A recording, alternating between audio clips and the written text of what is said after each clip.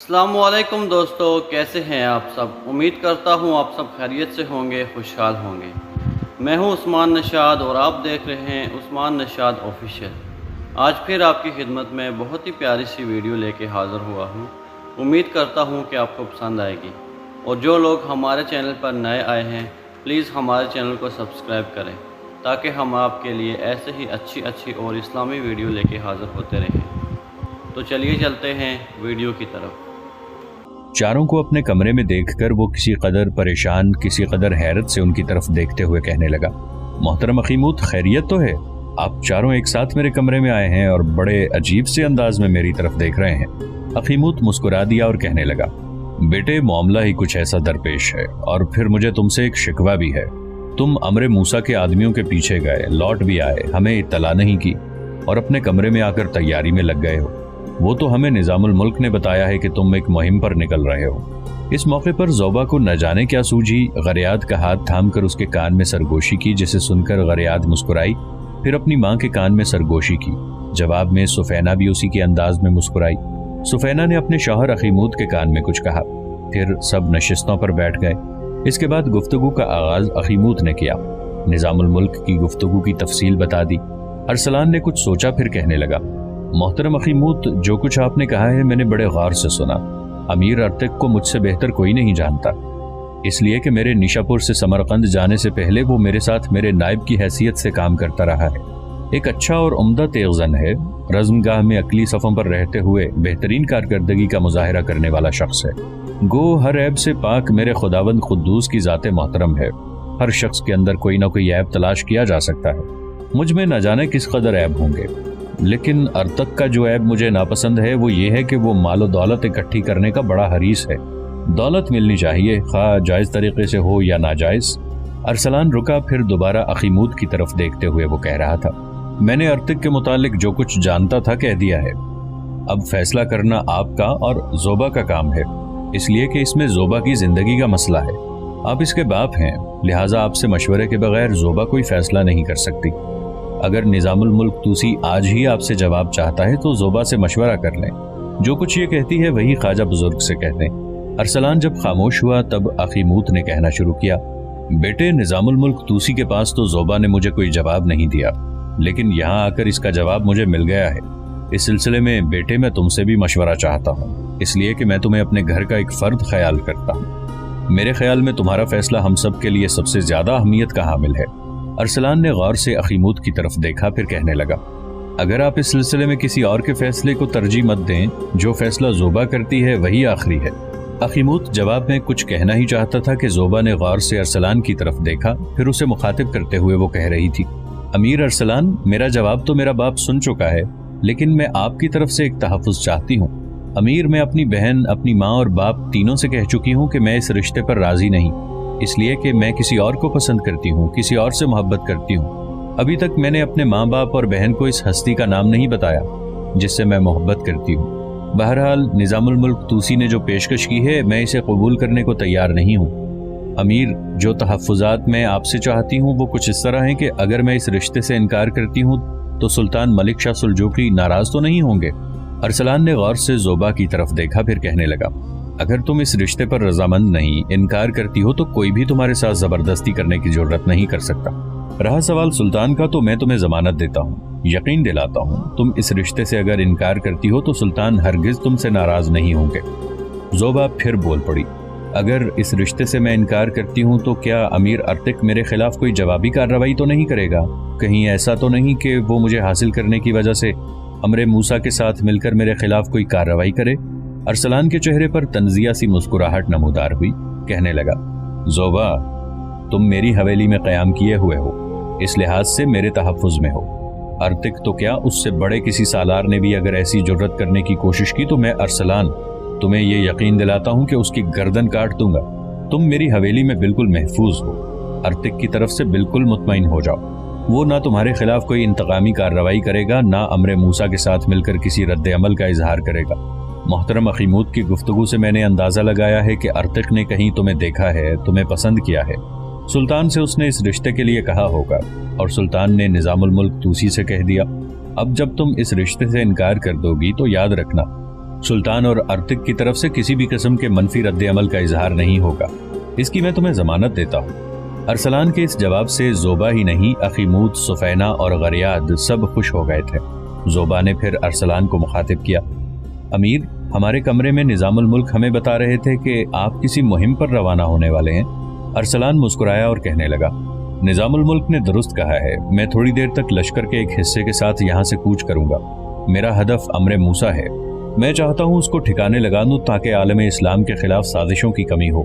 जोबा कुछ कहने ही वाली थी कि अखीमूत बोल पड़ा, बेटे, हवेली में दाखिल होने के बाद तुमको कम अज कम हमें तो बता देना चाहिए था कि तुम किसी मुहिम पर रवाना होने वाले हो। इसलिए कि अखीमूत अपनी बात मुकम्मल न कर सका, इसलिए कि अरसलान बोल पड़ा, दरअसल मैंने इरादा किया था कि जो सामान मैं लेना चाहता हूँ वो फर्जीन में डालकर और ज़रूरत की चीज़ें लेने के बाद आप लोगों की तरफ जाऊँगा और आपको अपने कूच की खबर दूंगा। अब जबकि आप लोग आ ही गए हैं तो मैं आप पर इंकिशाफ करूं कि थोड़ी देर तक मैं यहाँ से कूच करूंगा। जोबा अपनी जगह पर उठ खड़ी हुई, फिर अरसलान की तरफ देखकर कहने लगी, अमीर, अगर आप बुरा ना माने तो मैं अस्तबल में जाके आपके घोड़े पर जीन डाल दूं। अरसलान हंस दिया, तुम्हें ऐसा करने की जरूरत नहीं, तुम जानती हो मैं अभी अभी गरबी सराय की तरफ से आ रहा हूँ। घोड़े की जीन मैंने उतारी नहीं, ताहम मैंने इसे अस्तबल में बांधकर इसका दहाना निकाल दिया है ताकि वो चारा खा ले, पानी पी ले। जोबा फिर आगे बढ़ी, अरसलान के करीब जो चमड़े की खरजीन पड़ी हुई थी उसे उठाया और कहने लगी, क्या आपने इस खरजीन में अपनी जरूरत का सारा सामान डाल लिया है? अरसलान ने मुस्कुराते हुए जोबा की तरफ देखा। मुंह से कुछ कहे बगैर जब उसने असबात में गर्दन हिलाई तब जोबा बेपना खुशी का इजहार करते हुए कहने लगी, अमीर, आपकी खरजीन लेकर मैं अस्तबल की तरफ जाती हूँ, आपके घोड़े की जीन से खरजीन बांधती हूँ, एक कोने में मशकीज़ा पड़ा हुआ है, मैं ये भी ले जाने लगी हूँ, पानी का भर के आपकी जीन से बांध दूंगी। अमीर, अगर आपको ज़्यादा राह की ज़रूरत हो तो मैं और गरियात जल्दी जल्दी तैयार कर सकती हैं। मुस्कुराते हुए अरसलान ने जब नफ़ी में गर्दन हिलाई तब जोबा बाहर निकलते हुए कहने लगी, अगर ये बात है तो मैं अस्तबल की तरफ जाती हूँ, आपके घोड़े को दहाना चढ़ाकर कूच के लिए तैयार करती हूँ। इसके साथ ही अरसलान का जवाब सुने बगैर जोबा वहां से निकल गई। उसके जाने के बाद अरसलान, अखीमूत, सुफैना, गरियाद उस कमरे में से निकले, निजामुल मुल्क तूसी के पास आए। फिर निजामुल मुल्क की तरफ देखते हुए अखीमूत कहने लगा, ख्वाजा बुजुर्ग, जोबा के रिश्ते के सिलसिले में मैंने अमीर अरसलान से भी बात की है, जोबा से भी गुफ्तगू हुई है। जोबा ने इस रिश्ते से इनकार कर दिया है। दरअसल वो किसी और को चाहती है, उससे मोहब्बत करती है। वो कौन है जिसे वो चाहती है, फिलहाल वो उसका नाम तो नहीं बताती, लेकिन बहरहाल अर्तिक के साथ उसने शादी करने से इनकार कर दिया है। मुझे उम्मीद है आप बुरा नहीं मानेंगे। निजामुल मुल्क मुस्कुराते हुए अपनी जगह पर उठ खड़ा हुआ और कहने लगा, इसमें बुरा मानने की कौन सी बात है? मैं खुश हूं कि जोबा ने फराखदिली का मुजाहिरा करते हुए खुद अपनी जिंदगी का फैसला किया है। अब मैं जाता हूं, जोबा के फैसले से सुल्तान को आगाह कर दूंगा और ये भी यकीन दिलाता हूं सुल्तान भी यकीनन इस फैसले को पसंद करेंगे। इसके साथ ही अरसलान और अखीमूत से मुसाफा करके निजामुल मुल्क तूसी वहां से चला गया। उसके जाने के बाद अरसलान भी उस कमरे से निकला। अखीमूत, गरियाद और सुफैना उसके साथ साथ थे। सब अस्तबल में आए। अरसलान ने देखा कि जोबा उसके घोड़े की बाग पकड़े अस्तबल से बाहर ले आई थी। सब ने यह भी देखा कि जोबा अरसलान के घोड़े की कभी गर्दन थपथपाती थी, कभी उसके पेशानी पर हाथ फेरती थी और कभी उसके होंठों के आगे अपने हाथ रख देती थी और घोड़ा बड़े प्यारे अंदाज में उसके हाथों को पपोलने लगता था। करीब आकर अरसलान ने गौर से जोबा की तरफ देखा, फिर कहने लगा, लगता है मेरा घोड़ा तुम्हारे साथ खासा मानूस हो चुका है, अब तुम लोग आराम करो, मैं कूच करता हूँ। अरसलान ने जब जोबा से अपने घोड़े की बाग ली तब जोबा ने एक भरपूर निगाह अरसलान पर डाली, फिर कहने लगी, अमीर, इस अमरे मूसा से निमटने में एहतियात कीजिएगा। वो बड़ा अय्यार और चालाक आदमी है, जहाँ कहीं भी क़याम करता है चारों तरफ अपने नुमाइंदे और फिदाई फैला देता है। एक जस्त के साथ अरसलान अपने घोड़े पर सवार हुआ और जोबा की तरफ देखते हुए कहने लगा, जोबा, तुम्हारी इस बेशकी इत्तला का शुक्रिया, फिक्रमंद न हो। अगर ये अमरे मूसा मुझे कहीं मिल गया तो मैं इससे खूब निपटूंगा। उसके किसी हवारी, उसके किसी फिदाई को जिंदा नहीं रहने दूंगा, इसलिए कि ये आलम इस्लाम में गंदगी का ढेर बनता जा रहा है। फिर अखीमूत की तरफ देखते हुए अरसलान कहने लगा, मोहतरम अखीमूत, मैं आपकी ढारस के लिए यह कहना चाहता हूँ कि आप और आपके अहले खाना मेरी गैर मौजूदगी में बिल्कुल फिक्रमंद और परेशान न होना। आपकी हिफाजत के लिए हवेली के अतराफ में मैं कुछ और मुसल्लह मुहाफिजों को भी मुकर्रर करके जा रहा हूँ। मैं यहाँ से सीधा मुस्तकर की तरफ जाऊँगा। वहाँ बदरान इस लश्कर के साथ मेरा मुंतज़िर होगा जिसने मेरे साथ जाना है। इसके साथ ही अरसलान ने अपने घोड़े को एड़ लगाई और फिर वो वहां से कूच कर गया। अरसलान और बदरान दोनों बड़ी बर्क रफ्तारी से सफर करते हुए जब अपने लश्कर के साथ तूस से जरजान की तरफ जाने वाली शाहरा के किनारे अमर मूसा के साथियों की बताई हुई सराय के करीब पहुंचे तो कुछ मुसलमान मुखबिर उनके सामने आए, जिनको देखते हुए अरसलान और बदरान दोनों ने अपने घोड़ों की बागें खींच ली। पीछे लश्करी भी रुक गए थे। अरसलान और बदरान दोनों अपने घोड़ों से उतर गए। आने वाले मुखबिरों में से एक ने अरसलान को मुखातिब किया। अमीर, इस सराय के अंदर अमर मूसा और उसका नायब क़याम किए हुए था। उनके साथ इनके सैकड़ों फिदाई भी थे जो सराय के अतराफ में मुख्तलिफ बस्तियों के अंदर फैले हुए थे। अमर मूसा को खबर हो गई थी कि उसने जो अपने फिदाई नीशापुर की तरफ भिजवाए हैं वो पकड़े गए हैं, लिहाजा वो पहले ही इस सराय से अपने चंद मुहाफिजों के साथ कूच कर गया। ताहम उसके नायब ने, जिसका नाम काजरोन है, अमर मूसा के जाने के बाद सिर्फ एक शब यहाँ क़याम किया और अगले रोज उसने अपने मुसल्ला साथियों के साथ सराय के जुनूब में एक बस्ती पर हमला कर दिया। पूरी बस्ती को उन्होंने लूट लिया। बहुत से लोगों को उन्होंने कत्ल कर दिया है। कुछ लड़कियों को भी उठाकर अपने साथ ले गए हैं। हमने अमर मूसा के एक फिदाई जो मुखबिर का काम कर रहा था उसे पकड़ लिया। वो हमसे टकराया मगर हमने उस पर काबू पा लिया। उसने हमें कई खबरें दी हैं। उसने एक नया और अनोखा इंकशाफ भी किया है। अमीर, उसका कहना है कि अखीमूद की सिर्फ एक ही बेटी है। नाम उसका गरियाद है। उसकी वाहिद और इकलौती औलाद है। बेटा उसका कोई नहीं। इस अमर मूसा के मुखबिर का यह भी कहना था कि ज़ोबा अखीमूद की बेटी नहीं है। वो कह रहा था कि ज़ोबा अगर अखीमूद की बेटी होती तो वो हरगिज उसे इतनी अहमियत न देते कि कुछ मुसल्ला जवानों को नीशापुर भिजवाया जाता और फिर अमर मूसा और उसका नायब काजरोन इस सराय में अपने साथियों की कारकर्दगी का इंतजार करते और साथ सैकड़ों मुसल्ला जवान भी लेकर आते।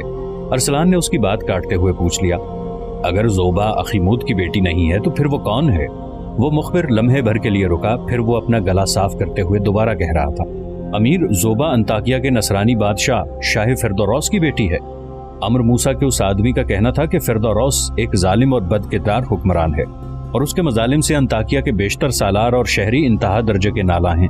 ये भी कहना है कि फिरदौस ने किसी मामूली बात पर बिगड़कर अपने सगे बेटे और ज़ोबा के बड़े भाई को जिंदान में बंद कर दिया। इस पर ज़ोबा ने जब सख्त एहतजाज किया तो फिरदौस ने ज़ोबा की गर्दन काट देने का हुक्म दे दिया। ज़ोबा की खुशकिस्मती कि वो भागकर अंताकिया के नवाह में एक मुसलमान घराने में छुप गई। चंद माह उसने वहीं क़याम किया। वहाँ क़याम के दौरान ही उसने नसरानियत तर्क कर दी और इस्लाम कबूल कर लिया। फिर किसी न किसी तरह फिरदौस के मुखबिरों को ये खबर हो गई कि फिरदौस की बेटी ने मुसलमानों के यहाँ पनाह ले रखी है। लिहाजा फिरदौस के मुसल्ला जवान उस मुसलमान घराने के पास पहुंचे। इससे पहले चंद मुसलमानों ने ज़ोबा को सूरत हाल से आगाह कर दिया था। लिहाजा उस मुसलमान घराने के सरबराह ने ज़ोबा को अखीमूद की तरफ रवाना कर दिया, जो एक नज़दीकी बस्ती का रहने वाला था और इस मुसलमान का गहरा दोस्त था। उस अखीमूद ने उस अपनी मुसलमान दोस्ती को खूब निभाया और उसके कहने पर ज़ोबा अपनी बेटी और बीवी को लेकर नीशापुर की तरफ भाग निकला। उसकी खुशकिस्मती कि वो ज़ोबा अपनी बीवी और बेटी को लेकर नीशापुर पहुंच गया और सुल्तान की पनाह हासिल कर ली। अमर मूसा के उस मुखबिर ने हम पर यह भी इंकशाफ किया है कि अंताकिया के नसरानी बादशाह फिरदौस ने अपने जिस बेटे को जिंदान में डाला था उसने फिरदौस के एक सालार से साजबाज की जो शहर की हिफाजत पर मामूर था और इस साजबाज के तहत वो जिंदान से निकल जाने में कामयाब हो गया। अब कुछ पता नहीं कि फिरदौस का वो बेटा कहाँ है। अमर मूसा के जरिए फिरदौस ने यह काम लगाया है कि अगर वो उसकी बेटी को वापस अंताकिया पहुंचा दे तो जिस कदर रकम वो मांगेगा वो उसे दे दी जाएगी। अब ऐसा ही एक इनाम फिरदौस ने जिंदान से भाग जाने वाले अपने एक बेटे के लिए भी मुकर्रर कर रखा है। अमीर, यही वजह है कि अमर मूसा इस कदर तगोदौ कर रहा है कि अपने सैकड़ों मुसल्ला जवानों के साथ सरगर्दा है। वरना ज़ोबा अगर अखीमूद की बेटी होती तो अमर मूसा हरगिज इस कदर जहमत न करता, ना ही अपने आदमियों को नीशापुर भिजवाने का खतरा मोल लेता और ना ही सैकड़ों मुसल्ला जवानों के साथ इस सराय में आकर क़याम करता। अब सूरत हाल मजीद वाज़े हुई है कि अमर मूसा का नायब जिसने सराय की करीबी बस्ती को लूटा वो बारबरदारी के जानवरों पर बस्ती से लूटे जाने वाला सामान लेकर वापस जा रहा है। हमारे कुछ साथी उन पर निगाह रखे हुए हैं। उसने तूस से जरजान जाने की जहमत नहीं की, बल्कि सराय से निकलकर थोड़ा सा मगरिब की तरफ गया। जरजान से पहले ही वो शाहरा जो अस्तराबाद और तबरिस्तान से होती हुई कज़वीन के कोहिस्तानी सिलसिलों की तरफ जाती है उस पर हो लिया। जिस रफ्तार से वो इस शाहरा पर सफ़र कर रहा था उससे मैं वसूख के साथ कह सकता हूँ कि अभी वो अस्तराबाद नहीं पहुँचा होगा। अरसलान ने कुछ लम्हे सोचा, फिर उसने बदरान की तरफ देखा, फिर आने वाले मुखबिर को मुखातिब करके वो कह रहा था, मेरे अजीज़ों, एक बात मेरी समझ में नहीं आती। अमर मूसा और उसका नायब काजरौन कैसे अपने सैकड़ों मुसल्ला जवानों के साथ इस्लामी सल्तनत के अंदर मुसाफत तय करते हुए इन इलाकों में पहुँच गए और फिर अमर मूसा ने और उसके नायब काजरौन ने सराय में क़याम किया। जब मेरे आने की खबर अमर मूसा को हुई तो वो भाग गया और उसका नायब काजरौन सराय की एक करीबी बस्ती को तबाह बर्बाद करके और लूट मार का हदफ उस बस्ती को बनाकर अपने साथियों के साथ बखैर व आफियत यहाँ से कूच कर गया। मुझे ये कोई अजीब सा मामला लगता है। इस कदर बड़ी वारदात करने के बाद वो अपनी राह लेने में कामयाब हो गया और तूस और जरजान शहर के हाकिमों ने उनसे कोई तारुज़ न किया। उस मुखबिर ने लम्हे भर के लिए अरसलान की तरफ देखा, फिर उसने कहा, अमीर, ये अमर मूसा और काजरौन दोनों बड़े अय्यार, दोनों बड़े फरेबकार इंसान हैं। ये यूं ही मुंह उठाए अपने सैकड़ों मुसल्ला जवानों के साथ इधर नहीं आ गए थे, बल्कि इनके साथ सैकड़ों की तादाद में भेड़ बकरियों का एक रेवड़ है जो वो अपने साथ लेकर आए थे। इन इलाकों की तरफ आते हुए उन्होंने ये जाहिर किया कि वो चरवाहे हैं, खाना बदोश हैं, जगह जगह चरागाहों की तलाश करते हैं और अपने रेवड़ की गुजर बसर का सामान करते हैं। इन इलाकों में भी वो चरवाहों की हैसियत से आए, क्योंकि उनके साथ बहुत बड़ा रेवड़ है जिसमें मेरे ख्याल में सैकड़ों नहीं हजारों जानवर होंगे। अब जानवरों की हिफाजत के लिए लाजमी बात है सैकड़ों जवान भी होने चाहिए, और इस रेवड़ की हिफाजत के लिए जिस कदर जवान हैं वो सारे अमर मूसा के मुसल्ला जवान हैं। गोया उन्होंने देखने वालों को ये फरेब दे रखा है कि हमारे साथ रेवड़ है, बज़ाहिर हम चरवाहे ही हैं, लेकिन हकीकत में वो अमर मूसा के फिदाई हैं और जहाँ जी चाहता है अपनी वारदात करते फिरते हैं।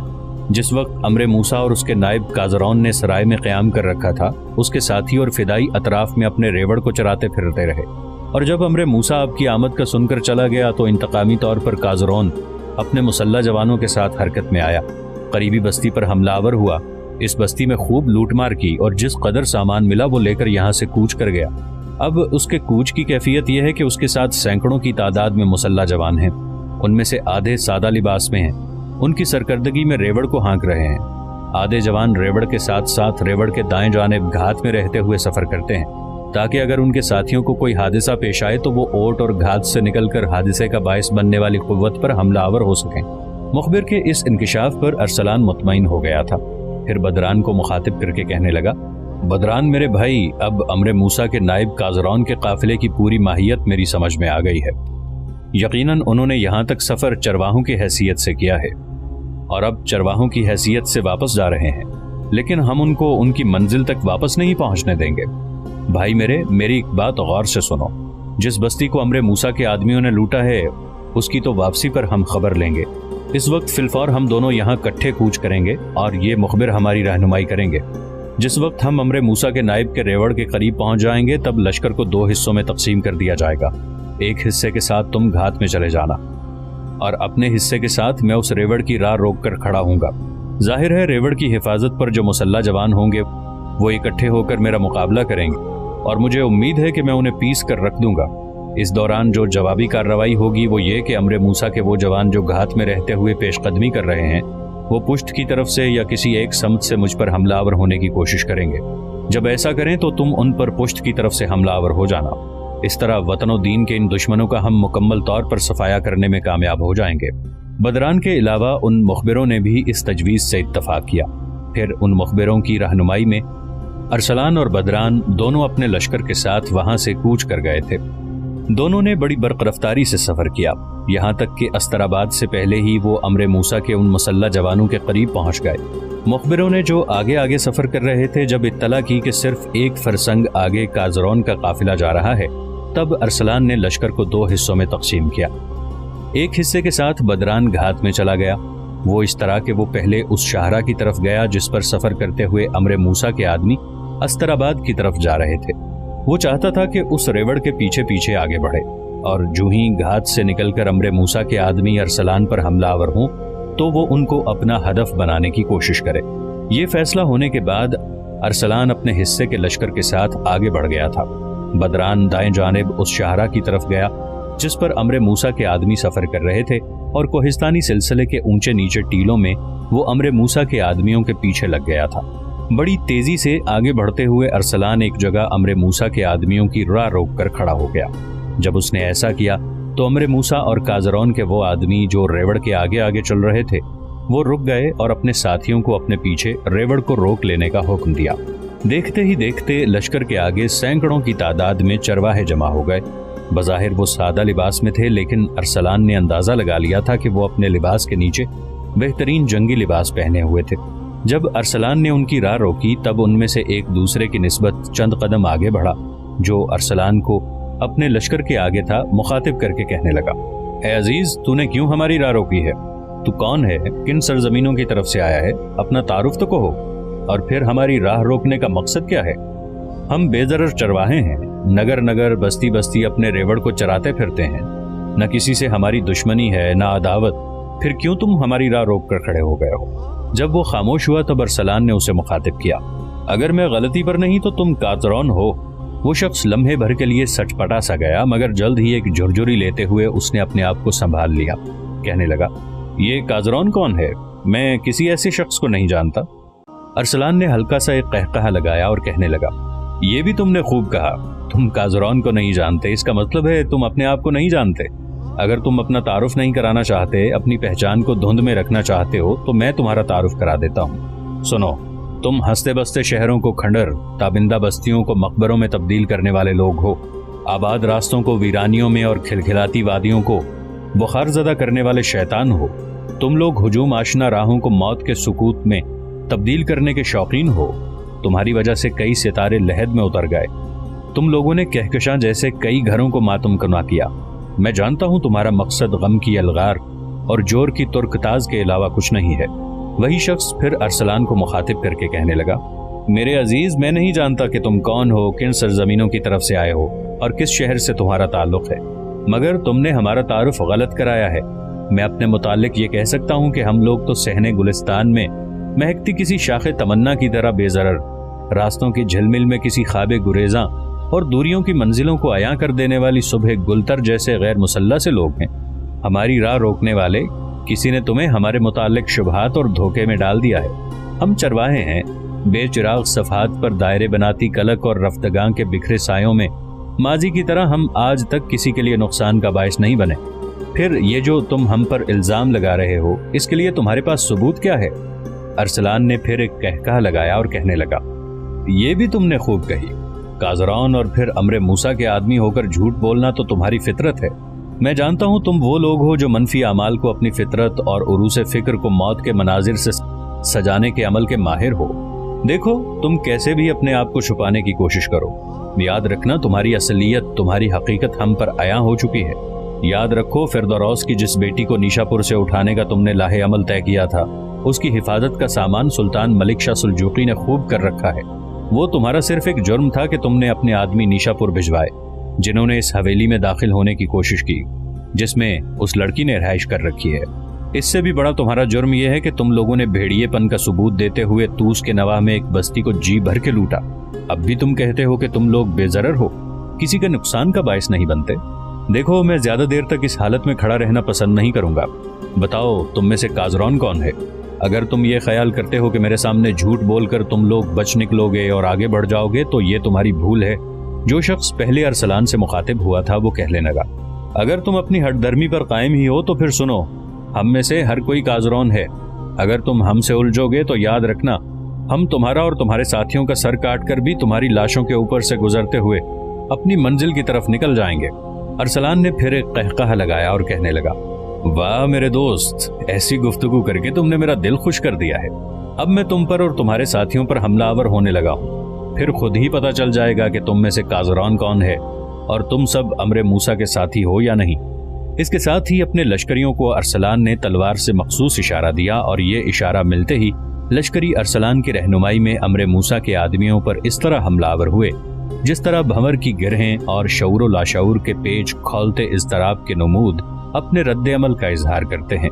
जिस तरह बर्फ के ढेर पर खून के निशान लगाते शदीद और शिद्दत भरे मौसम अपना रंग दिखाते हैं, और जिस तरह बेनाम मुसाफतों में जीस्त के उन्वान को लहू लहू करती क़यामत की हमाखेजियां हरकत में आती हैं। अरसलान का ये हमला इस कदर जोरदार और जानलेवा था कि एक ही हमले में अमरे मूसा के कई आदमियों को उसने ढेर करके रख दिया। जो शख्स अरसलान से मुखातिब हुआ था वो अब अपने साथियों के वस्त में चला गया था और उन्हें अरसलान और उसके साथियों के खिलाफ जंग करने के लिए हिदायत जारी करने लगा था, जिससे अरसलान ने ये अंदाजा लगा लिया था कि वही काजरौन है। लिहाजा जंग के दौरान ही उसने अपने सारे लश्करियों की तरफ पैगाम भिजवा दिया था कि काजरौन को हर सूरत में जिंदा गिरफ्तार करने की कोशिश की जाए। अरसलान और उसके साथियों के हमले के जवाब में काजरौन और उसके साथी भी वहशत के जलते दश्त में जुल्म के लंबे हाथों की तरह अपनी कार्रवाई करने लगे थे। لیکن لمحہ بلمحہ ارسلان بڑی تیزی سے ان پر غالب آنے لگا تھا۔ جس وقت ارسلان امر موسیٰ کے آدمیوں کا قتل عام کر چکا تھا، اس وقت دائیں جانب سے امر موسیٰ کے مسلح جوان نمودار ہوئے۔ وہ چاہتے تھے کہ ارسلان کے لشکر کے ایک پہلو پر حملہ آور ہوں، لیکن بدران جو پہلے سے گھات میں تھا وہ اچانک چھوٹے چھوٹے ٹیلوں کی اوٹ سے نکلا۔ پھر وہ نئے نمودار ہونے والے امر موسیٰ کے مسلح جوانوں پر قلب حرز کے بدترین افسانوں، بے ثمر موسموں کی خونی داستانوں، زیست کے تاریک زندان میں ناچتی قضا کے وسوسوں کی پرچھائیوں اور نفرتوں کے سلگتے سپنوں کی طرح ٹوٹ پڑا۔ جس طرح ارسلان ریوڑ کے ہانکنے والوں کی تعداد بڑی تیزی سے کم کرنے لگا تھا، اسی طرح بدران کوہستانی سلسلے سے نمودار ہونے والے امر موسیٰ کے آدمیوں کی تعداد کم کرتا چلا جا رہا تھا۔ تھوڑی دیر کی مزید جنگ کے بعد ان میں سے اکثر کو موت کے گھاٹ اتار دیا گیا، جبکہ باقی نے امان طلب کرتے ہوئے ہتھیار ڈال دیے تھے۔ ہتھیار ڈالنے والوں میں امر موسیٰ کا دست راست کارزان بھی شامل تھا۔ اس ٹکراؤ کے بعد ارسلان اور بدران دونوں نے اپنے لشکروں کو یکجا کیا۔ پھر امر موسیٰ کے جن لوگوں کو زندہ گرفتار کر لیا گیا تھا اور جنہوں نے ہتھیار ڈالے تھے ایک جگہ جمع کیا گیا۔ ارسلان اور بدران دونوں ان کے سامنے آئے۔ پھر انہیں مخاطب کر کے ارسلان کہنے لگا، تم میں سے امر موسیٰ کا دست راست کارزان کون ہے؟ یاد رکھو میرا نام ارسلان ہے، میں نیکی اور بدی دونوں کو اس کے مقام پر رکھ کر بات کرنے والا شخص ہوں۔ اگر تم میں سے کسی نے مجھے ٹالنے کی کوشش کی یا میرے سامنے جھوٹ بولا تو ایسی عبرتناک مار ماروں گا کہ تم چیختے چلاتے رہو گے اور موت کچھ لمحوں کے لیے تم پر وارد نہ ہوگی۔ تم دعائیں مانگو گے کہ تمہیں موت کے گھاٹ اتار دیا جائے۔ بولو، تم میں سے کازران کون ہے؟ ارسلان کی اس گفتگو نے ان سب کو خوفزدہ کر دیا تھا، لہٰذا ایک ساتھ کئی جوانوں نے درمیان میں کھڑے ایک نوجوان کی طرف اشارہ کر دیا۔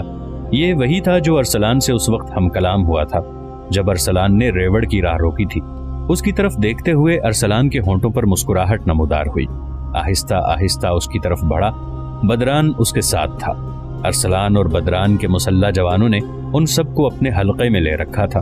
کازرون کے پاس جا کر ارسلان رک گیا، بڑے غور سے اس کی طرف دیکھتا رہا۔ پھر بڑی تیزی سے اس کی حالت بدلنے لگی۔ آنکھوں میں قہرمانیت، چہرے پر غضبناکیاں اپنے رنگ گہرے کر گئی تھی۔ پھر کازرون کو مخاطب کرتے ہوئے ارسلان نے کہا، تم اور تمہارا سرکردہ امر موسیٰ اپنے ساتھیوں، اپنے فدائیوں کے ساتھ اب تک مختلف جگہوں پر نفرت کی پیوند کاری کرتے رہے ہو، لیکن اب تمہاری کارروائیاں ساون کی برکھا میں ریت کے گھروندوں سے بھی نازک ثابت ہوں گی۔ اب تک تم زندگی کی خوشبو سے الجھتے رہے ہو، شیطان کی خونی اشاروں پر لفظ انسانیت، عصمتوں کی آنچل اور عظمتوں کی ردا پر بدنما داغ ثبت کرتے رہے ہو۔ روز و شب کی مسافتوں میں تم لوگ نفرت کی فصلیں بوتے رہے ہو۔ یہ فصلیں بوتے بوتے اب تمہارے اپنے سر پک گئے ہیں، جن کے کٹنے کا وقت آ چکا ہے۔ اب تک تم گھر بار راکھ کرتے رہے ہو، اب وقت آن پہنچا ہے کہ تمہیں امر موسیٰ اور تمہارے سارے فدائیوں کو راکھ کر کے اڑا دیا جائے۔ تم نے کچھ قوتوں کے اشارے پر مختلف جگہوں پر کافی خونی کھیل کھیلا ہے۔ اب سما آ گیا ہے کہ تم جیسے سچائی کے سکوں کی ناقدری کرنے والوں کے سایوں تک کو چھیڑ ڈالا جائے، تمہاری تقویم میں کوئی فردہ نہ رہنے دیا جائے، تمہارے دل کی تہوں میں مکافات کے رنگ بھر دیے جائیں اور انسانیت کو امن عطا کرنے کے لیے عذاب کے گہرے سورج تلے تمہارے جسموں کو پگھلنے کے عمل سے گزارا جائے۔ بولو، امر موسیٰ کہاں ہے؟ کازرون کچھ نہ بولا، اس کی گردن جھک گئی تھی، خاموش رہا۔ اس کی اس حرکت کو ارسلان نے ناپسند کیا تھا۔ پھر اس کا دایاں ہاتھ اٹھا اور دائیں ہاتھ کے الٹے حصے کا تمانچہ اس نے اس زور سے کازرون کے منہ پر مارا کہ کازرون پلٹیاں کھاتا ہوا دور جا گرا۔ اس کی یہ حالت دیکھتے ہوئے اس کے ساتھی مزید خوفزدہ اور لرزاں ہو کے رہ گئے تھے۔ آگے بڑھ کر بالوں سے پکڑ کر ارسلان نے کازرون کو اوپر اٹھایا، مزید کئی تمانچے اس کے منہ پر مارے، پھر کہنے لگا، میں نے تم سے ایک سوال کیا تھا، اس کا جواب مجھے تم سے چاہیے تھا، مجھے تمہاری خاموشی کی تو ضرورت نہیں تھی۔ کازرون نے جب دیکھا کہ ارسلان انتہا درجے کی سختی اور بے رحمی پر اتر آیا ہے، تب وہ بول اٹھا، امر موسیٰ نے میرے ساتھ ترتوس اور جرجان کے درمیان ایک سرائے میں قیام کر رکھا تھا۔ جب ہمارے ساتھیوں نے خبریں دیں کہ تم اپنے لشکر کے ساتھ ہم سے نمٹنے کے لیے نیشا پور سے نکلنے والے ہو، تو تب امر موسیٰ جبل قزوین کی طرف چلا گیا۔ میری بھی منزل کوہستان قزوین ہی تھی، لیکن میری بدقسمتی کہ تم میری راہ رو کے کھڑے ہوئے۔ ارسلان کچھ دیر خاموش رہا، پھر فیصلہ کیا اور اس کے وہ مسلح جوان جو وہاں ایک حلقہ سا بنائے کھڑے تھے ان کو مخاطب کر کے کہنے لگا، ان سب کو ایک طرف لے جاؤ اور ان کا کام تمام کر دو۔ اس کے ساتھ ہی ارسلان کے آدمی حرکت میں آئے۔ کازرون اور اس کے آدمیوں کو بھیڑ بکریوں کی طرح ہانکتے ہوئے وہ ایک طرف لے گئے اور ان سب کا انہوں نے خاتمہ کر کے رکھ دیا۔ ایسا کرنے کے بعد ارسلان نے بدران کی طرف دیکھا اور اسے مخاطب کر کے کہنے لگا، بدران جن لوگوں کا خاتمہ کیا گیا ہے، ان کے علاوہ امر موسیٰ کے آدمیوں کے ساتھ ہمارے ٹکراؤ کے درمیان جس قدر آدمی مارے گئے ہیں، اپنے ساتھیوں کے ساتھ ان سب کی تلاشی لو۔ جس کسی کے پاس جتنی بھی رقم نکلتی ہے جمع کرو۔ مرنے والوں کے پاس جو بھی کام کی چیزیں ہیں، فالتو کپڑے ہیں، وہ بھی اکٹھے کر لو۔ مرنے والوں کے گھوڑے اور دوسری اشیاء کو بھی ایک جگہ جمع کرو، اور ان کے ریوڑ کے ارد گرد اپنے آدمی پھیلا دو تاکہ کوئی جانور بھاگنے نہ پائے۔ بدران، یہ ساری کارروائی کرنے کے بعد ہم واپس اس بستی کی طرف لوٹ کے جائیں گے جس پر امر موسیٰ کے آدمیوں نے حملہ آور ہو کر اسے برباد کیا اور اس کی لوٹ مار کی۔ وہ بستی ہماری عملداری میں ہے، لہٰذا اس بستی کی حفاظت ہمارا فرض تھا۔ اس بستی کی چونکہ ہم حفاظت نہیں کر سکے، لہٰذا ان کے نقصانات کو پورا کرنا ہم پر واجب ہے۔ اور یہ کہ اس سلسلے میں سلطان سے بات کر کے تردوس اور جرجان کے حاکموں سے بھی باز پرس کروں گا کہ جب ان کے علاقوں میں بستی کو تہس نہس کیا گیا تو کیا وہ سو رہے تھے؟ انہیں حاکم اس لیے تو نہیں مقرر کیا گیا کہ وہ اپنے اطراف سے آنکھیں بند کر کے شہروں پر حکمرانی کرتے رہیں اور ان شہروں اور ان کے ماتحت بستیوں کے لوگ شرافت نسبی کھوتے رہیں، ان کی آزادی بے وقار ہوتی رہے، سینے دھواں دھواں، آنکھیں بے نور ہوتی رہیں، اور اغیار ان کی جواں ہمتوں کو کچلنے اور زیست کی بدترین تہمتوں کے داغ لگاتے رہیں؟ ہرگز نہیں۔ ہر والی اپنے شہر، اپنے قریوں، اپنی بستیوں اور ان کے کھیتوں اور شاہراہوں کی حفاظت کا امین ہوتا ہے۔ جس طرح تن زندہ کے لیے سانس لازم ہے، اسی طرح ایک حاکم پر اپنے ماتحتوں کی حفاظت اور پاسبانی بھی لازم ہے۔ ہر حاکم پر لازم ہے کہ وہ اپنے لوگوں کی بربادی کے نقش ابھارتے تیرہ و تار حادثات، آفات و آلام، بولتے زخموں کے سیلاب کے سامنے ایک عمدہ پاسبان اور چارہ گر دعاؤں جیسا ثابت ہو۔ اسے ہمہ وقت اپنے ذہن کو بیدار رکھتے ہوئے اپنے فرائض انجام دینے چاہیے، اور اس سلسلے میں کسی دوسرے کا منت کش نہیں ہونا چاہیے۔ جو لوگ باہر سے آ کر وارد ہوئے ان کے شہریوں کے لیے ٹھوکروں کی پذیرائی ثابت ہوتے ہیں، ان کے سامنے انہیں اپنی سماعت میں بے حسی کی انگلیاں نہیں ڈال لینی چاہیے۔ بدران میرے بھائی، جو کچھ ہوا اس کا سدباب تو ہم بعد میں کر لیں گے، پہلے جو کچھ میں نے کہا ہے وہ کیا جائے۔ بدران اپنے ساتھیوں کے ساتھ حرکت میں آیا۔ لڑائی کے دوران جس قدر امر موسیٰ کے آدمی مارے گئے تھے ان سب کی تلاشی لی گئی۔ ان سب سے اچھی خاصی اور بھاری تعداد میں نقدی ملی، فالتو سامان تک ان کا سمیٹ لیا گیا۔ ان کے گھوڑوں کو بھی یکجا کیا گیا، پھر ان کے ساتھ جو بہت بڑا ریوڑ تھا اور اس کے اندر جو باربرداری کے جانور سامان سے لدے ہوئے تھے، سب کو ہانکتے ہوئے ارسلان اور بدران اس بستی کی طرف روانہ ہوئے جس پر کازرون حملہ آور ہوا تھا۔ سورج طلوع ہونے کے تھوڑی دیر بعد ارسلان اور بدران دونوں اس بستی کے جب قریب پہنچے تو لوگوں کو ان کے آنے کی خبر ہو گئی تھی، لہٰذا لوگ اپنے اپنے گھروں سے نکل کر اپنے آپ پر ظلم ہونے والی داستانیں سنا رہے تھے۔ بے بس عورتیں جن کے گھروں کو لوٹ لیا گیا تھا، سارے سامان کا صفایا کر دیا گیا تھا، وہ اپنے بچوں کو اٹھائے ان دونوں کے سامنے فریاد کرنے لگی تھی۔ ارسلان نے سب کی باتوں کو نم آلود آنکھوں سے سنا، پھر بستی کے سرکردہ لوگوں کو اس نے ایک جگہ جمع کیا اور انہیں مخاطب کر کے کہنے لگا، میرے عزیزو، جو کچھ ہوا میں مانتا ہوں اس میں ہماری کوتاہی ہے۔ یوں جانو ہم تمہاری حفاظت کرنے میں ناکام رہے اور ہمیں تمہاری حفاظت کا فرض پورا کرنا چاہیے تھا، جس کے لیے بعد میں ذمہ دار لوگوں سے باز پرس ضرور کی جائے گی۔ فی الحال میں تم لوگوں پر یہ انکشاف کروں کہ اپنی بستی کے سارے لوگوں کے نقصان کا جائزہ لو۔ جس قدر کسی کا نقصان ہوا ہے میں تمہیں یقین دلاتا ہوں کہ اس سے اس کے نقصان کی دگنی تلافی کی جائے گی۔ یہ فیصلہ سن کر بستی کے سارے لوگ خوش ہو گئے تھے۔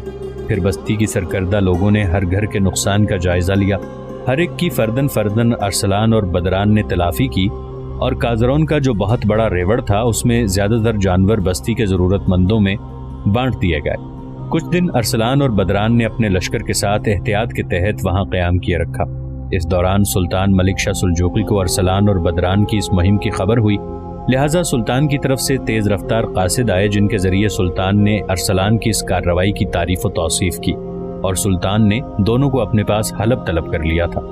یہ پیغام ملتے ہی ارسلان کازرون کے ریوڑ کے بچے کچھ جانوروں کے علاوہ ان سارے گھوڑوں کو لے کر جو کازرون کے مرنے والے ساتھیوں کے تھے اپنے لشکر کے ساتھ جرجان کی اس نواحی بستی سے حلب کا رخ کر گیا تھا۔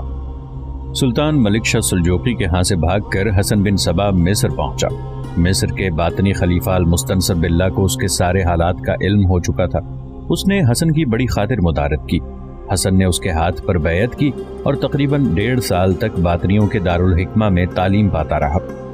اسی زمانے میں وہاں باطنیوں کے حکمران المستنصر کی جانشینی کا جھگڑا اٹھ کھڑا ہوا۔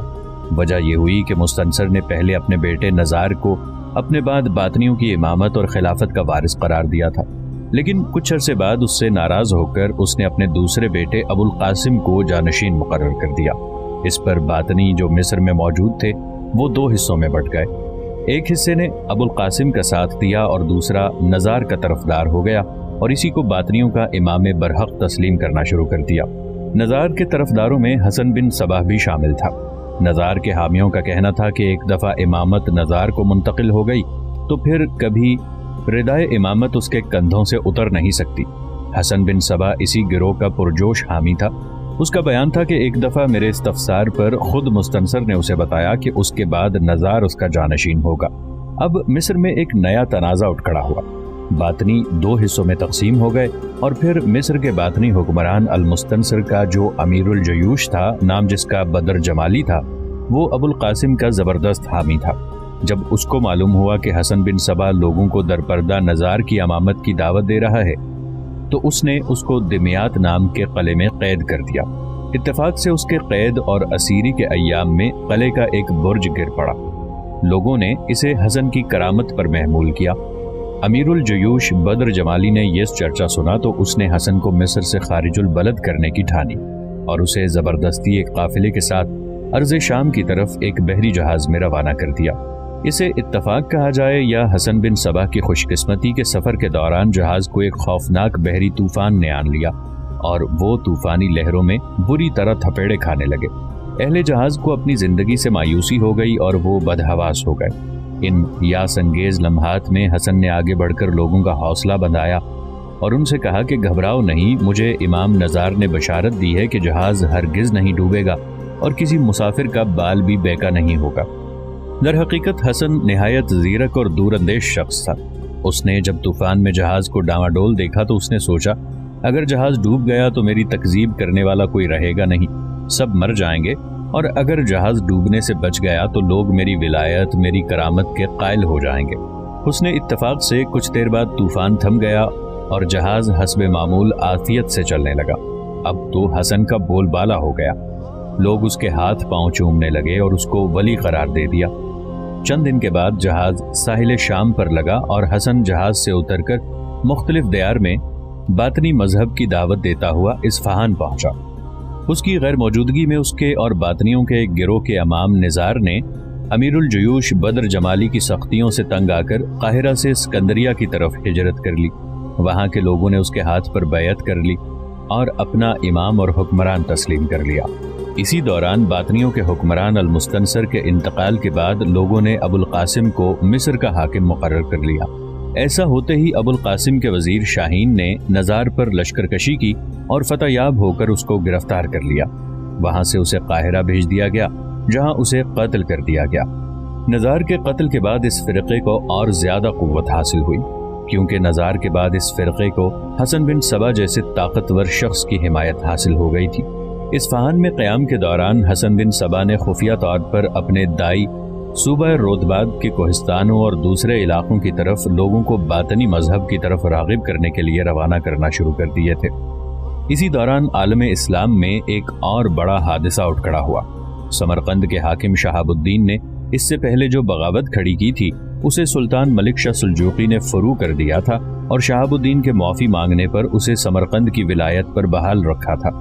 उन्हीं दिनों जबकि सुल्तान मलिक शाह और उसके बड़े बड़े सालार निशापुर से बाहर थे, शहाबुद्दीन वाली समरकंद पर फिर शैतान ने अपना गलबा कर लिया और उसने सुल्तान के खिलाफ बगावत खड़ी करने का अज़्म कर लिया।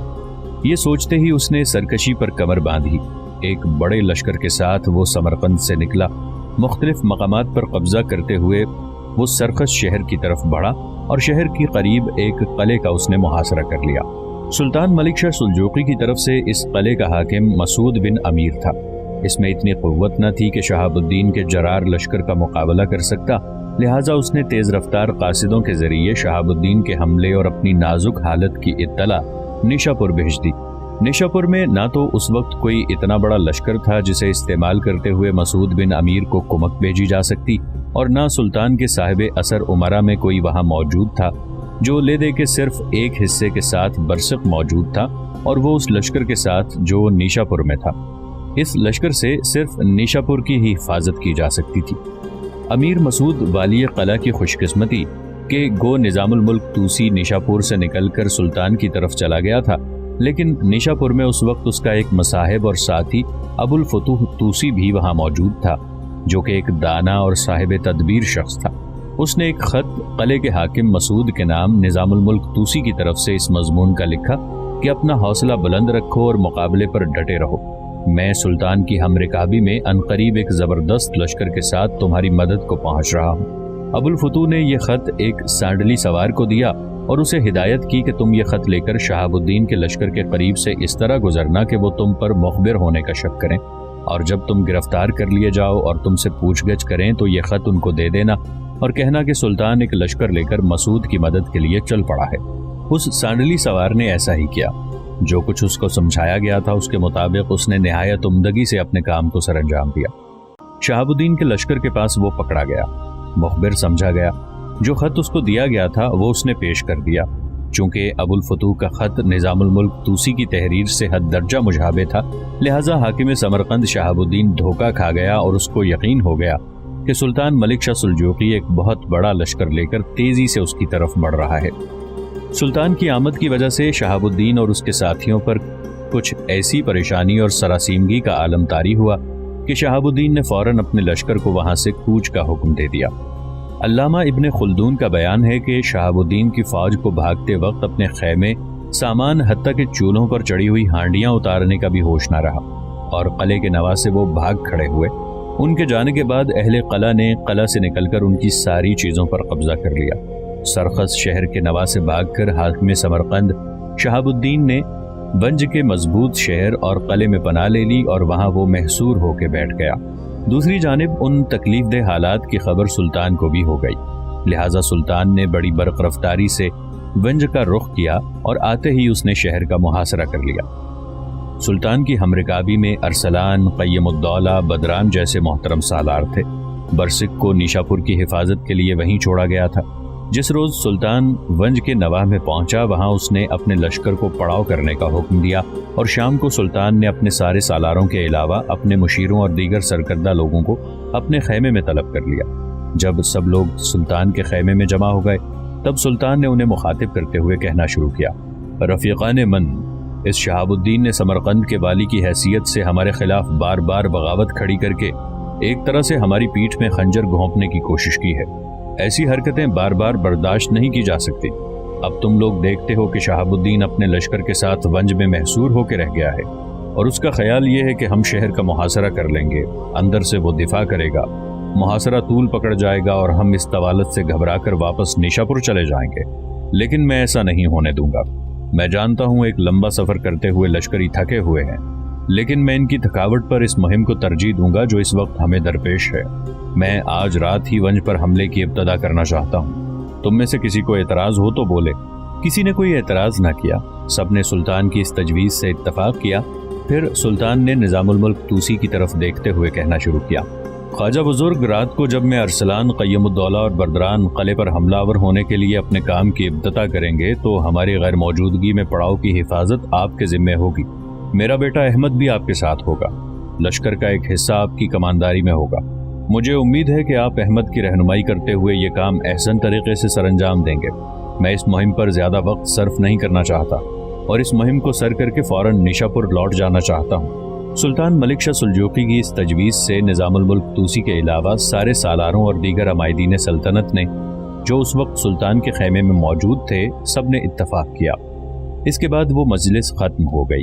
نظام الملک توسی سلطان کے بیٹے احمد کے ساتھ پڑاؤ کی حفاظت کے انتظامات کرنے لگا تھا، جبکہ سلطان اپنے سالاروں کے ساتھ خیمے سے باہر نکلا اور قیم الدولہ، ارسلان اور بدران کو اس نے حکم دیا کہ شہر پر حملہ آور ہونے کے لیے اپنے لشکر کو خیمہ گاہ سے باہر نکالیں۔ یہ حکم ملتے ہی آن کی آن میں لشکریوں تک یہ خبر پہنچ گئی کہ تھوڑی دیر تک شہر پر حملے کی ابتدا کی جائے گی، لہٰذا لشکر کا ایک حصہ خیمہ گاہ کی حفاظت پر مامور رہا، جبکہ لشکر کا باقی حصہ خیمہ گاہ سے باہر اس جگہ آ جمع ہوا جہاں پہ سلطان، ارسلان، قیم الدولہ، بدران کھڑے تھے۔ سلطان ملک شاہ سلجوقی کچھ دیر تک خاموش رہا، پھر اپنے سارے سالاروں کو مخاطب کرتے ہوئے انتہائی دکھ اور غمزدہ سی آواز میں کہہ رہا تھا، رفیقان دیرینہ، اکثر و بیشتر شیرازہ انسانیت میں شامل بدی اور برائی کے دائی کمعقل انسانوں کو خاک و خون میں لپٹی ہوسکاری میں مبتلا کر دیتے ہیں۔ یہی حالت اس شہاب الدین کی ہے۔ اس نے ابھی تک بغاوت کے بیابانوں اور سرکشی کے دشت فسوں میں ہجر کے ذائقوں اور تلخی کی اصل کرواہٹوں کے نتائج کو نہیں دیکھا۔ کاش اس کا پندار اس کار دنیا میں اسے مہلت دیتا، وہ دلوں کو مضطرب کرتی علم خیزیوں کے نوحوں سے اپنا دامن بچاتا۔ میرے عزیزو، ایسے لوگ زندگی کی کسی بھی معراج پر پہنچ جائیں، ذہنی افق کی انتہا کو چھو لیں، ہفت افلاکی رفتوں پر پہنچ جائیں، اپنے برے اعمال کی وجہ سے ان کے اندر ہزیمت کی کمزوری اور ہمت کی پستگی ضرور نمودار ہوتی ہے، اور بے وفائی، بددیانتی کے نتائج، منطقی اثرات ایک نہ ایک روز انہیں گھن کی طرح کھا جاتے ہیں۔ افعال شنیعہ کی وجہ سے ایسے لوگ شجاعت اور خصائص انسانیت سے محروم ہو جاتے ہیں۔ انصاف، رحم اور اتحاد عمل کی شہنشین سے اتر کر شہاب الدین جیسے لوگ نسلی اور گروہی عصبیت اور ستم بالائے ستم پر اتر آتے ہیں۔ حصول اقتدار کی خاطر ایسے لوگ دینی اور نسلی یکجہتی کا بندھا ہوا شیرازہ تار تار کرنے میں بے ہچکچاہٹ محسوس نہیں کرتے۔ ایسے لوگ اپنے خبث باطن کی وجہ سے مشیت الہی سے دور رہ کر کبھی اور کسی موقع پر درویش صفت مجاہد نہیں بن سکتے۔ یہی حال سمرقند کے باغی شہاب الدین کا بھی ہے، اور اسے اس کی بار بار بغاوت اور سرکشی کی سزا ہم نے ہر صورت میں دینی ہے۔ لمحے بھر کے لیے سلطان خاموش رہا۔ اس کے بعد اپنے سالاروں کو مخاطب کرتے ہوئے وہ کہہ رہا تھا، جس قدر لشکر ہمارے سامنے کھڑا ہے اس کو ہم نے 2 حصوں میں تقسیم کرنا ہے۔ لشکر کا ایک حصہ پڑاؤ میں چھوڑ دیا گیا ہے، جو نظام الملک توسی اور میرے بیٹے احمد کی سرکردگی میں پڑاؤ کی حفاظت کرے گا۔ باقی لشکر کو میں چاہتا ہوں 2 برابر حصوں میں تقسیم کیا جائے۔ ایک حصہ میرے پاس رہے، میں اپنے ساتھ قیم الدولہ کو رکھ لوں گا۔ ارسلان میرے بیٹے، ایک حصہ تمہارے پاس ہوگا۔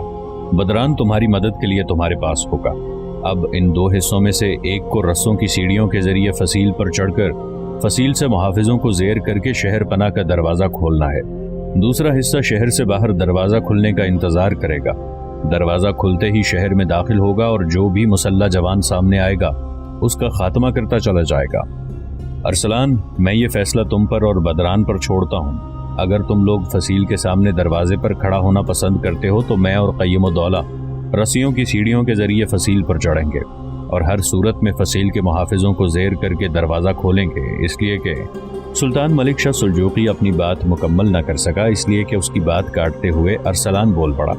سلطان محترم، جس آخری فیصلے پر عمل کیا جائے گا میرا دل چاہتا ہے کہ وہ کچھ یوں ہو کہ میں اور بدران دونوں رسیوں کی سیڑھیوں کے ذریعے فصیل پر چڑھیں گے۔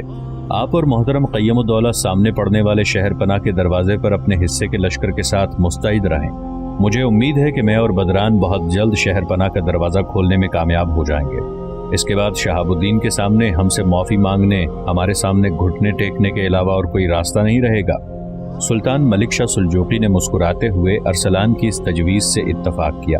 پھر بڑی شفقت، بڑی محبت میں ارسلان کو مخاطب کرتے ہوئے سلطان کہہ رہا تھا، ارسلان، میں تمہاری تجویز سے اتفاق کرتا ہوں۔ لشکر کے 2 حصے جو ہم نے یہاں کیے ہیں انہیں مستعد اور چوکس رکھا جائے گا۔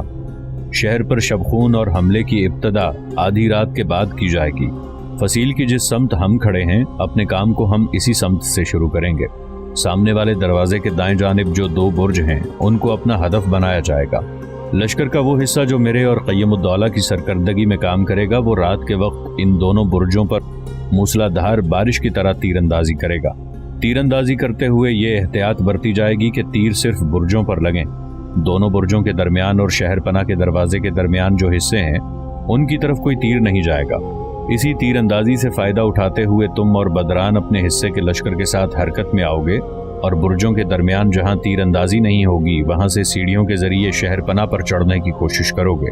میں جانتا ہوں ایک بار تم اور بدران شہر پناہ پر چڑھنے میں کامیاب ہو گئے تو دشمن تمہاری راہ روکنے میں کامیاب نہیں ہوگا۔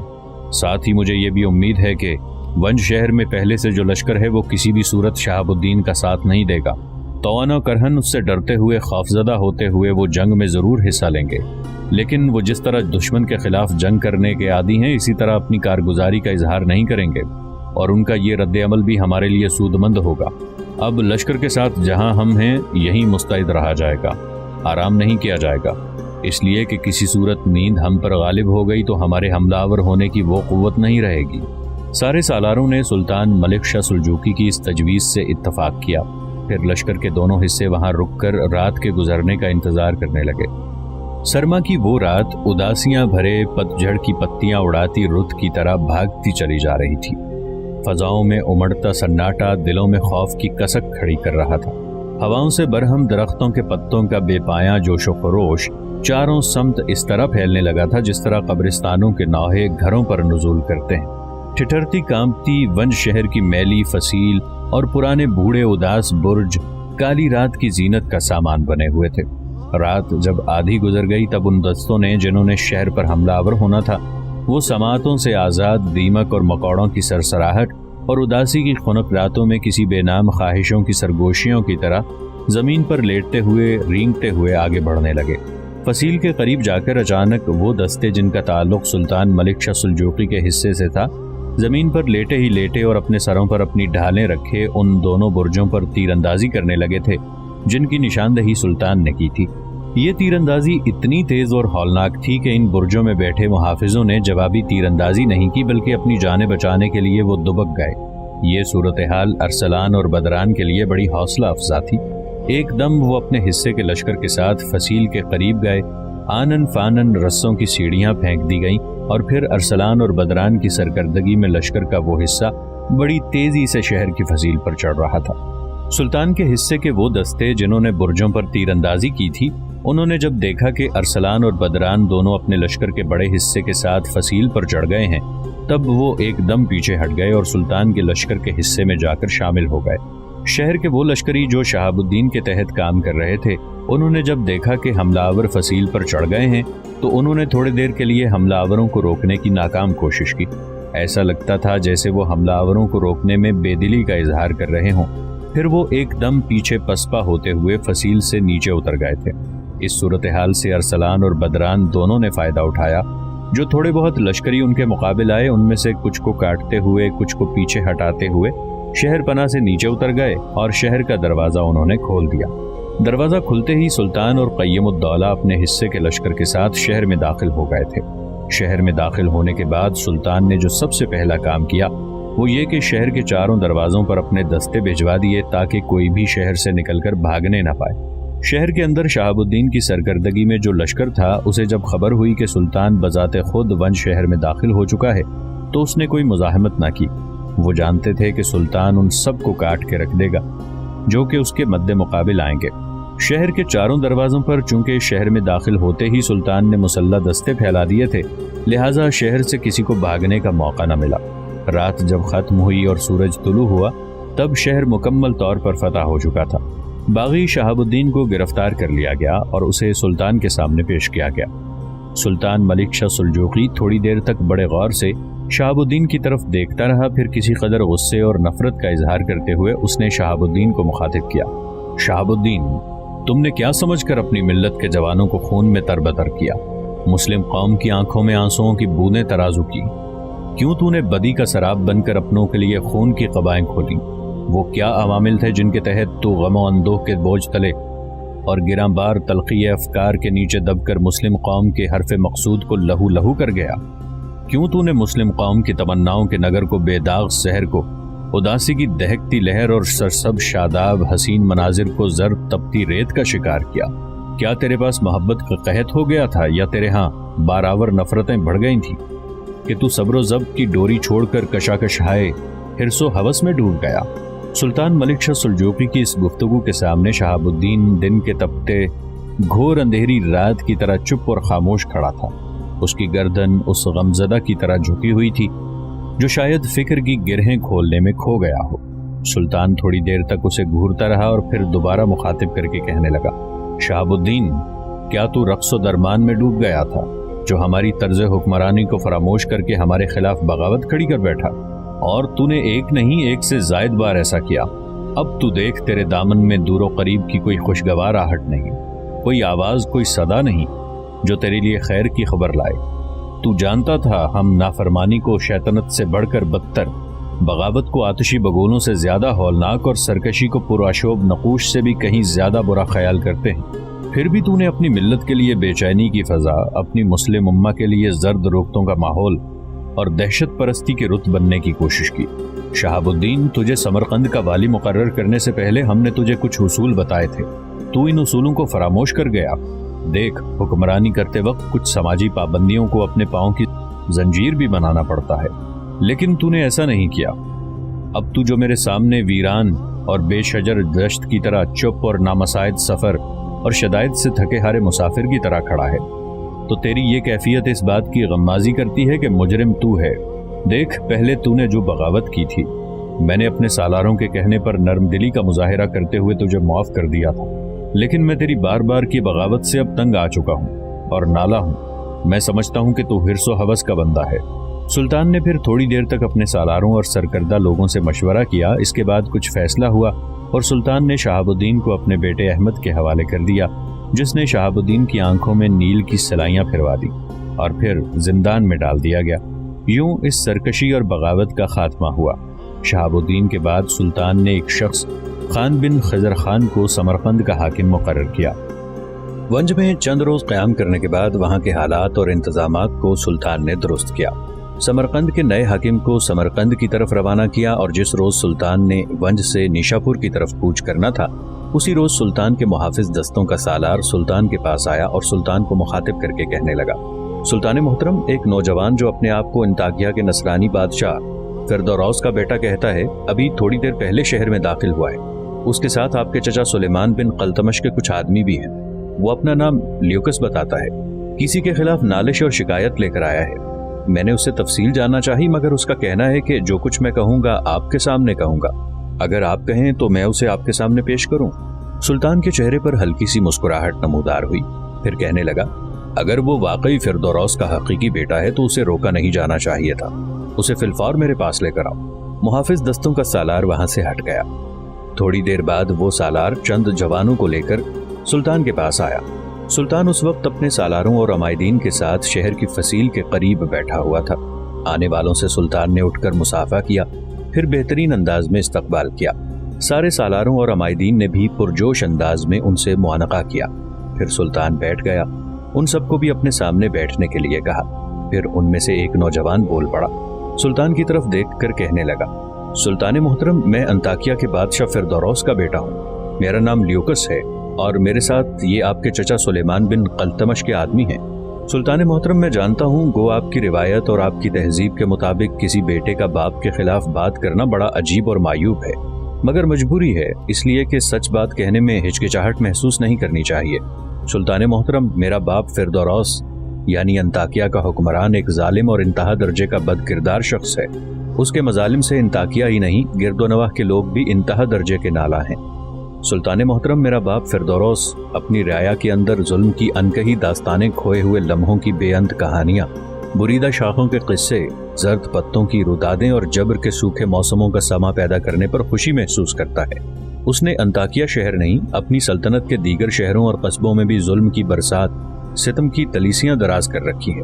जराहतों के ऐसे सबब खड़े करता है कि उसकी रियाया की हैसियत उसके सामने खुश्क पौधों से भी बदतर होकर रह गई है। सुल्तान मोहतरम, कोई भी बेटा अपने बाप के खिलाफ बगैर किसी वजह के इस किस्म की इल्जाम तराशियां नहीं करता, मगर ये मेरी बदकिस्मती है कि मेरे बाप ने लोगों के ज़मीर पर कालक फैलाना शुरू कर दी है।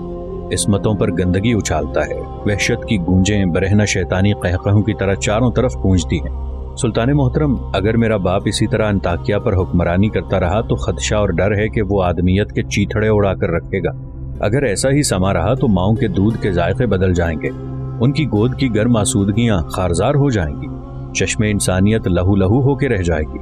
सुल्तान मोहतरम, मैं आपसे अपने बाप के खिलाफ कार्रवाई करने की इल्तिजा करता हूँ। सुल्तान मोहतरम, मैंने अपने बाप के काले कानून और जुल्म के खिलाफ बगावत खड़ी की है, जिसके नतीजे में उसने मुझे जिंदान में डाल दिया। भला हो अंताकिया के एक सालार का कि उससे साजबाज करके मैं जिंदान से जान छुड़ाने में कामयाब हो गया। सुल्तान मोहतरम, मैं अंताकिया से निकलकर अनातोलिया की तरफ गया, जहां आपका चचा सुलेमान बिन कल्तमश हुकूमत करता है। मैंने उससे मदद की दरखास्त की, लेकिन उसने कहा कि वो अकेला अंताकिया की नसरानी हुकूमत के खिलाफ हरकत में नहीं आ सकता, और फिर ऐसा करने के लिए उसे आपकी इजाज़त की ज़रूरत थी। इसी बिना पर वहाँ से निकलकर मैं आपकी तरफ रवाना हुआ। ये जो मेरे साथ आदमी हैं, ये आपके चचा सुलेमान बिन कल्तमश के ही आदमी हैं। सुलेमान बिन कल्तमश बिन इसराइल बिन सल्जूक सुल्तान का चचा था, और सुल्तान ने एशियाई कूचक के बाज़ इलाकों को फतह करके उसे वहाँ की हुकूमत दे रखी थी, जिसका सदर मुकाम नैकिया था। सलीकान ने एशियाई कूचक में जिस अजीमुशान हुकूमत की बुनियाद रखी, वो सन 700 हिजरी तक कायम रही। سلیمان اور اس کے جانشین سلاجقہ ارض روم یا سلاجقہ روم کہلاتے ہیں۔ ان کے جانشین ترک عثمانی ہوئے۔ ترکی کی اسلامی سلطنت انہی ترکان عثمانی کی یادگار ہے۔ بہرحال لیوکس لمحے بھر کے لیے رکا، اس کے بعد اپنا سلسلہ کلام جاری رکھتے ہوئے وہ پھر کہہ رہا تھا، سلطان محترم، میں خلوص دل سے آپ کا شکر گزار ہوں کہ انطاکیہ ہی نہیں اس کے گرد و نواح کے بے بس اور مظلوم لوگوں کو میرے باپ کے ظلم و ستم سے نجات دلائے۔ سلطان محترم، میں امید رکھتا ہوں کہ انسانیت کی بہتری کے نام پر آپ ہم لوگوں کو مایوس نہیں کریں گے۔ سلطان نے کچھ سوچا، پھر اپنے سالاروں نظام الملک توسی اور دیگر عمائدین کے ساتھ مشورہ کیا اور لیوکس کو مخاطب کر کے کہنے لگا، نوجوان، میں اپنے لشکر کے ساتھ آج تھوڑی دیر تک نیشا پور کی طرف کوچ کر رہا ہوں، تم بھی ہمارے ساتھ نیشا پور چلو، تمہارا قیام شاہی مہمان خانے میں ہوگا، وہاں میں فیصلہ کروں گا، بہرحال مطمئن رہو، تمہیں مایوس نہیں کیا جائے گا۔ جی دوستو، تو آپ نے دیکھی آج یہ بہت ہی خوبصورت سی ویڈیو۔ امید کرتے ہیں کہ آپ کے علم میں اضافہ ہوا ہوگا اور آپ کو پسند آئی ہوگی، اور سبسکرائب کرنا نہ بھولیں۔ ملتے ہیں نیکسٹ ویڈیو میں، تب تک مجھے اجازت دیجیے، اللہ حافظ۔